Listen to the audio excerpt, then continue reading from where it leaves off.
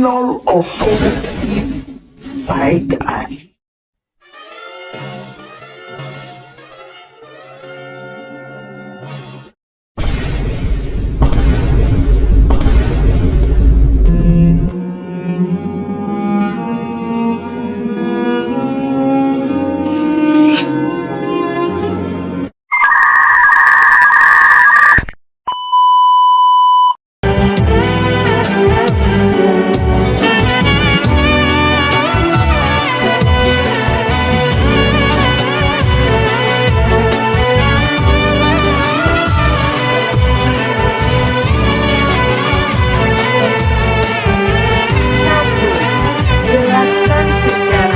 Perkembangan tasawuf di era Rasulullah SAW sampai menjadi amali, akhlaki, dan falsafi.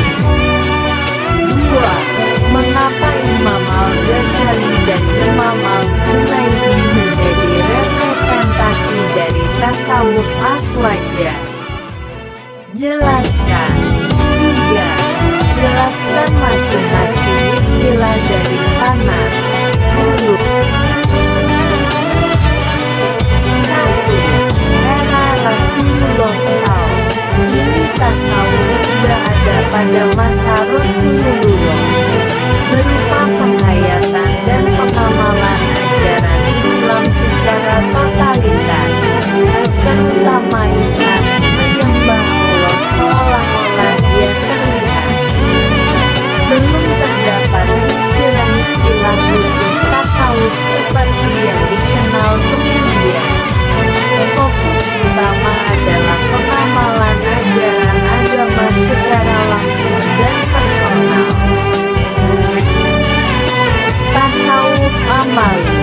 Pada periode awal perkembangan Islam, tasawuf berfokus pada amalan-amalan ibadah dan penyucian diri dari sifat-sifat tercela. Ini merupakan pengembangan langsung dari ajaran Rasulullah. Fokusnya pada praktik keagamaan yang sesuai dengan Al-Quran dan Sunnah. Tasawuf akhlaki. Fase selanjutnya, tasawuf bergeser ke penyucian hati dan pembinaan akhlak.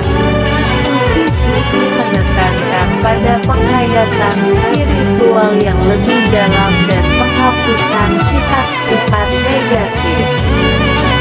Terdapat metode khusus untuk mencapai hal ini.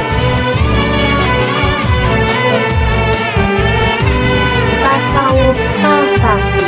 Pada tahap ini, tasawuf mulai berinteraksi dengan filsafat. Pengikutnya menggabungkan pengamalan mistik jauh dengan pemikiran filosofis untuk memahami hakikat Tuhan dan alam semesta. Ini seringkali menimbulkan perbedaan pendapat dengan ulama fikih dan 2. Imam Al-Ghazali dan Imam Al-Junaidi adalah representasi dari tasawuf aswaja al-Nahdiyah sebab tasawuf mereka dilandasi oleh dalil Al-Quran dan As-Sunnah secara jelas.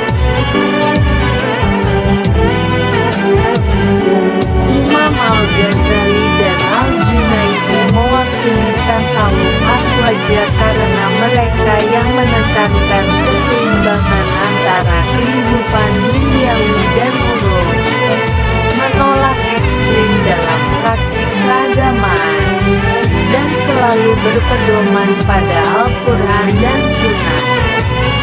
Al-Ghazali dikenal karena kemampuannya memadukan filsafat dan mistisisme, sementara Al-Junaidi dikenal karena penekanannya pada akhlak dan adab yang luhur serta penolakan terhadap ucapan-ucapan yang kontroversial.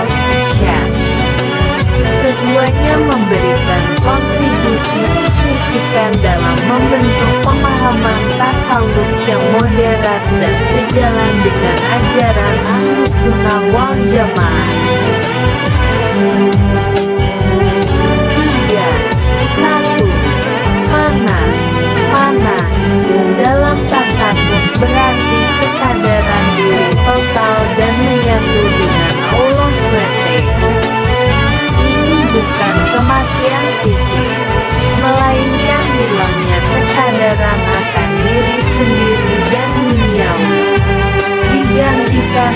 kesasaran ilahi.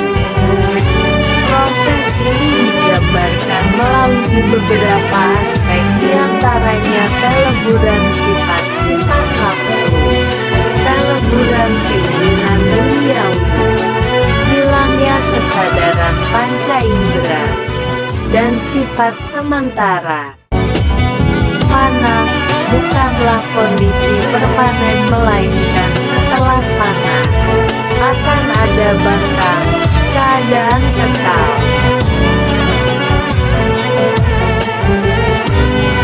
2. Hulu berarti penyatuan atau penjelmaan. Dalam konteks tasawuf, hulu menggambarkan kondisi di mana seseorang sufi merasakan Allah SWT hadir dalam dirinya. Ini berbeda dengan ikhtiar, di mana persatuan itu lebih bersifat metafisik. Al-Halaik sebagai contoh, diyakini mengalami hulu berdasarkan syair-syairnya yang menunjukkan penyatuan dirinya dengan Allah.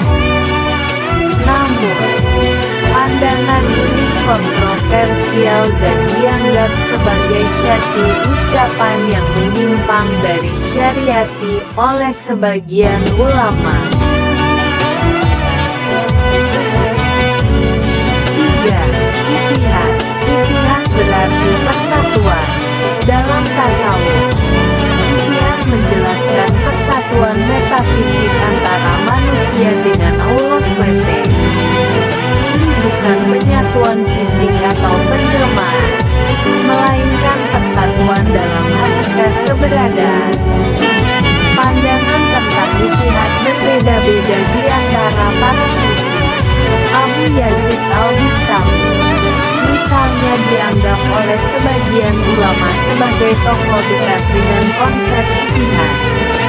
Namun, seperti dulu, interpretasi dan praktik ittihad seringkali menjadi